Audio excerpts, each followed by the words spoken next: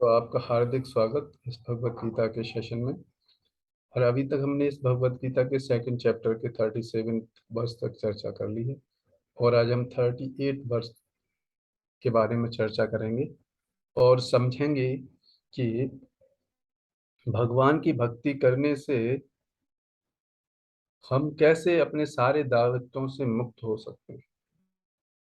मतलब भगवान की भक्ति कर ली तो सारे कर्तव्य हमारे पूर्ण हो जाते हैं। तो आइए इस श्लोक को लेते हैं और इस पर चर्चा करते हैं। ठीक है।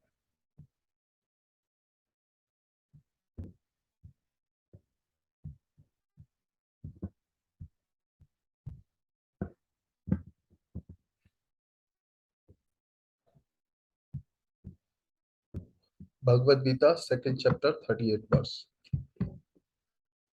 सुख दुखे समे कृत्वा लाभालाभो जया जयो ततो युद्धाय युज्यस्व नैनं पापमवाप्स्यसि। तुम सुख या दुख, हानि या लाभ, विजय या पराजय का विचार किए बिना युद्ध के लिए युद्ध करो। तुम सुख या दुख, हानि या लाभ, विजय या पराजय का विचार किए बिना युद्ध के लिए युद्ध करो। ऐसा करने पर तुम्हें कोई पाप नहीं लगेगा।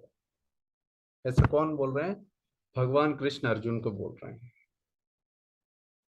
और भगवान का आदेश, भगवान जो चाहे वैसा करने से हम अकर्म करते हैं। और अकर्म करने से कोई पाप ना कोई पुण्य अर्जित होता है। इसकी वजह से क्या होता है, इस संसार में हमको ना तो पाप कर्म लगेगा ना पुण्य कर्म होगा। और इसकी वजह से हम इस जीवन के अंत में क्या होगा, हम भगवान के धाम चले जाएंगे। क्योंकि जैसे ही कोई पाप और पुण्य बचेगा तो इस संसार में आना निश्चित है हमारा। क्योंकि पाप के लिए नरक लोक में जाना पड़ेगा या फिर यहाँ पे भी। और पुण्य कर्म करेंगे तो भी हमें उसका रिवार्ड मिलेगा यहाँ पर ना। इसलिए हरे कृष्ण परिधन। भगवान के निमित्त जो कार्य हम करते हैं उससे पाप पुण्य नहीं अर्जित होता।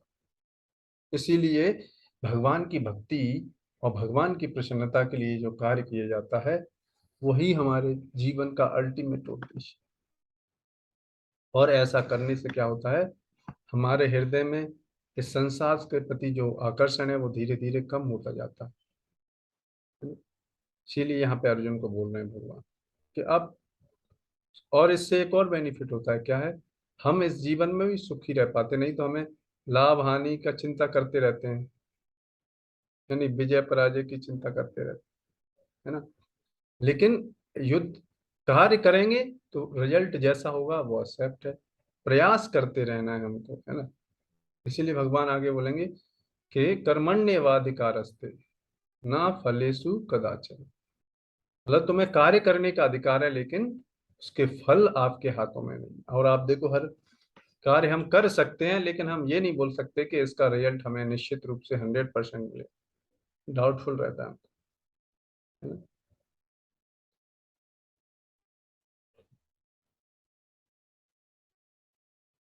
अब भगवान कृष्ण प्रत्यक्ष रूप से कहते हैं कि अर्जुन को युद्ध के लिए युद्ध करना चाहिए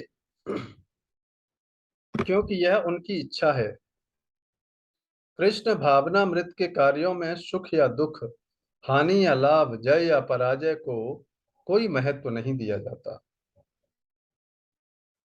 दिव्य चेतना तो यही होगी कि हर कार्य कृष्ण के निमित्त किया जाए। अतः भौतिक कार्यों का कोई बंधन नहीं होता। जो कोई सतोगुण या रजोगुण के अधीन होकर अपनी इंद्रिय तृप्ति के लिए कर्म करता है उसे अच्छे या बुरे फल प्राप्त होते हैं। किंतु जो भगवान कृष्ण भावनामृत के कार्यों में अपने आप को समर्पित कर देता है वह सामान्य कर्म करने के समान किसी का कृतज्ञ या ऋणी नहीं होता, है ना। इसलिए आप देखो, इस संसार में विभिन्न विभिन्न कर्तव्य हैं, है ना। एक पुत्र होते होने के नाते पिता का कर्तव्य है। जितने भी इस संसार में संबंध हैं, एक देश का नागरिक होने का कर्तव्य है, हर कर्तव्य है।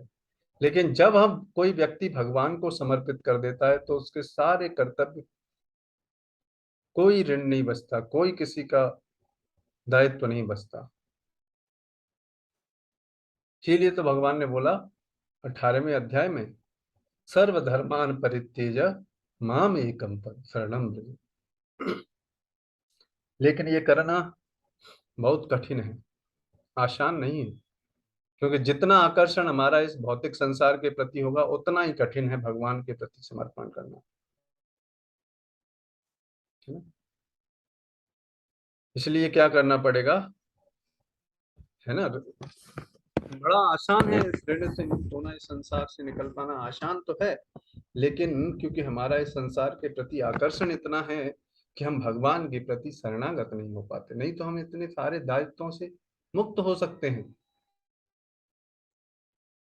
इसीलिए तो आप देखो, जो सन्यासी लोग होते हैं, जो भगवान पर पूर्णतः डिपेंडेंट हैं, वो इस संसार की किसी भी चीज पर निर्भर नहीं करते, ऐसे व्यक्ति का भरण पोषण कौन करते हैं, भगवान स्वयं करते हैं। और ऐसा ही व्यक्ति क्या होता है, इस संसार के जितने भी कर्तव्य हैं उन सब से ऊपर उठ जाता है। इसीलिए आप देखो, श्रीमद् भागवतम के 11वें स्कंद के 5वें अध्याय के 41वें श्लोक में कहा गया है, देवर्षि भूताप्त नृणाम पितृणाम ना किंकरो नायम ऋणी च राजन सर्वात्मना यह शरणम शरण्यम गतो मुकुंदम परिहृत्य कर्तम। का मतलब क्या है कि जिसने अन्य समस्त कार्यों को त्याग कर मुकुंद श्री कृष्ण की शरण ग्रहण कर ली है, वह ना तो किसी का ऋणी है और ना किसी का कृतज्ञ, चाहे वे देवता, साधु, सामान्य जन अथवा परिजन, मानव जाति या उसके पितर ही क्यों न हो, है? नहीं तो आप देखो, हम हर किसी व्यक्ति के ऋणी हैं। जैसे माता पिता ने, आप देखो, बचपन में हमको क्या किया, इस शरीर का पालन पोषण किया, है ना, कि निस्वार्थ भाव से किया। माता, हम बचपन में देखो पुट्टी कर देते हैं, शुशु कर देते हैं, बदबू आती है, और हमारी माँ पिताजी क्या करते हैं, साफ करते हैं उसको, है। और वही जब माता पिता बूढ़े हो जाते हैं तो एक बेटा उन माता पिता की सेवा नहीं कर पाता, है। जबकि माता पिता इतना करते हैं, लेकिन ऐसे कर्तव्यों से भी हम ऊपर उठ सकते हैं, उन सब से भी मुक्त हो सकते हैं। क्यों? क्योंकि जो असली, हमारे असली माता पिता कौन है, वो भगवान कृष्ण है। इस संसार में हम अपने अपने कर्मों के अनुसार किसी के पिता या किसी का कोई पुत्र बन जाता है, और अपने अपने कर्मों के अनुसार सुख और दुख भोग रहे हैं इस संसार में। ये सब टेम्परेरी रिलेशनशिप है, यही क्या है।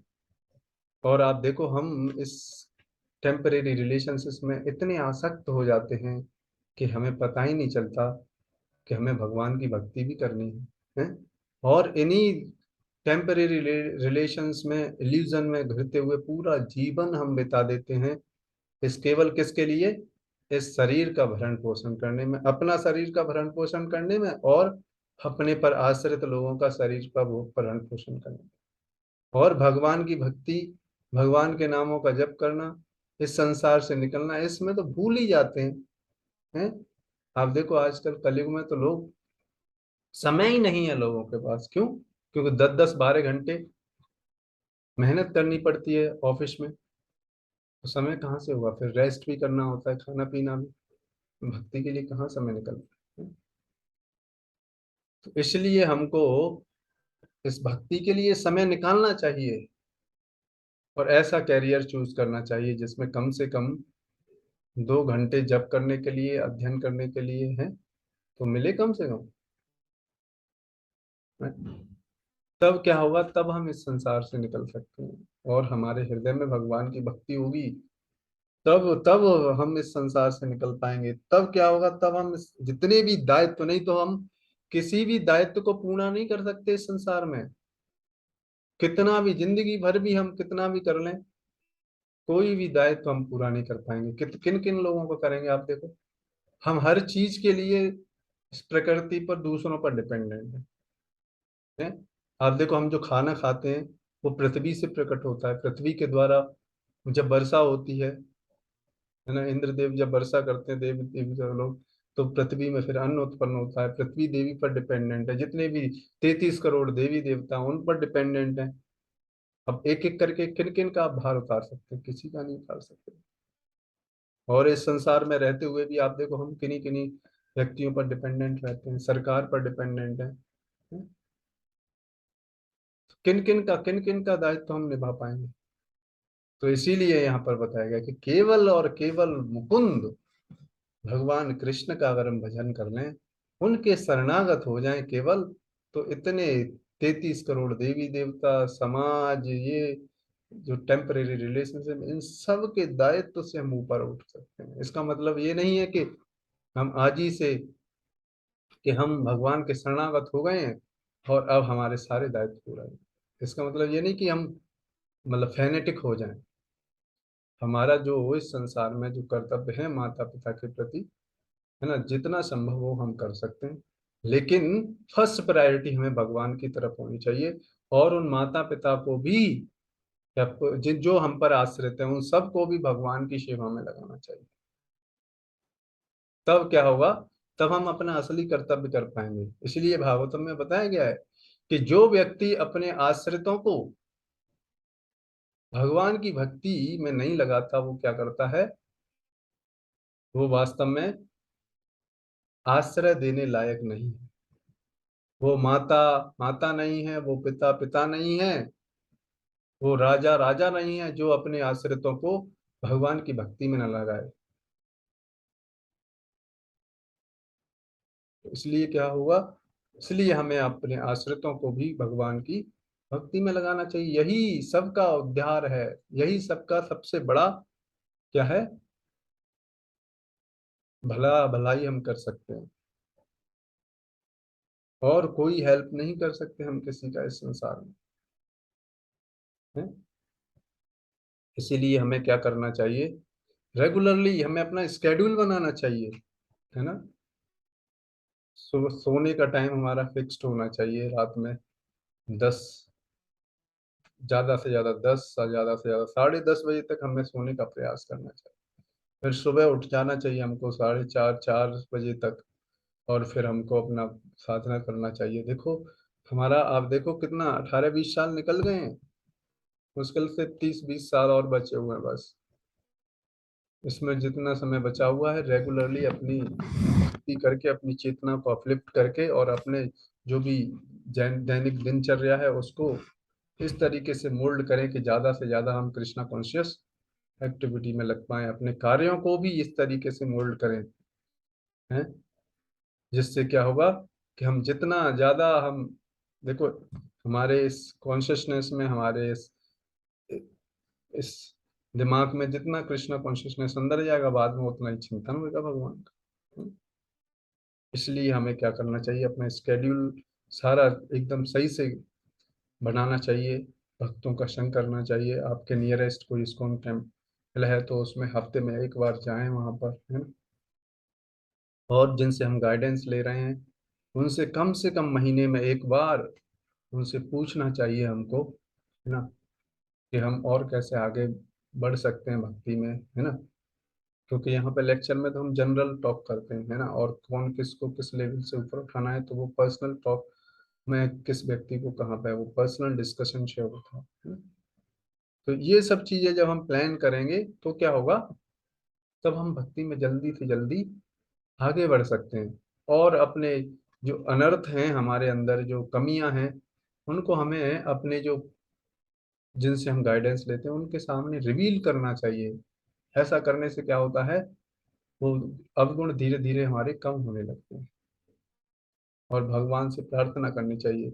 और ऐसा देखा गया कि जो भक्त भगवान का जप करना प्रारंभ कर देता है, धीरे धीरे करके उसको अपने दुर्गुण नजर आने लगते हैं, नहीं तो पहले नजर ही नहीं आते, है ना। इसलिए ये कुछ चीजें हैं जो हमें करना चाहिए अपने जीवन में। फिर क्या होगा? तब हम इसी जीवन में भगवान के पास जा सकते हैं, है ना। नहीं तो फिर क्या होगा? देखो, हम बहुत सौभाग्यशाली जीव है इस संसार में। कैसे? क्योंकि हमें एटलीस्ट ये तो पता चल गया है कि भगवान की भक्ति करना ही जीवन का उद्देश्य है, भगवान के भक्तों की कृपा से है। और अब, और उन लोगों को तो छोड़ दो जिन्हें पता ही नहीं है नहीं। और अगर हम इतना जान के भी अगर हम भक्ति न कर पाए, तो ये सबसे बड़े दुर्भाग्य की बात होगी हमारे लिए, हैं? मतलब आप देखो, हम बस एक स्टेप रह गया है, बाकी बस भगवान के धाम जाने का सारे स्टेप्स चढ़ लिए हम। इसलिए आप देखो भगवान बोलते हैं, बहुनाम जन्म नामन्ते ज्ञानवान माम प्रपद्यते वासुदेव सर्वमिति स महात्मा सुदुर्लभ। करोड़ों करोड़ों जन्म लग जाते हैं ये समझने में कि भगवान कृष्ण वासुदेव ही परम भगवान है। अब देखो हमको तो जीवन में कम से कम पता चल गया है। तो बस एक स्टेप रह गया है कि बस अब इस भक्ति को अच्छी तरीके से करके और इस मार्ग निर्देशन में करके और अच्छी तरीके से किसी के प्रति अपराध ना करके जल्दी से जल्दी इस संसार से निकल जाए। ठीक है?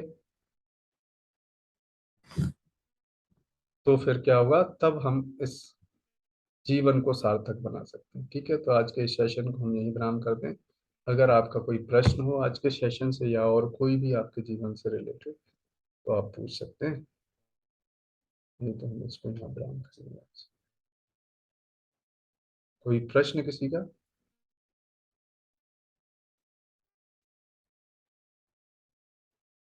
ठीक है, तो कल फिर मिलेंगे 8:30 बजे।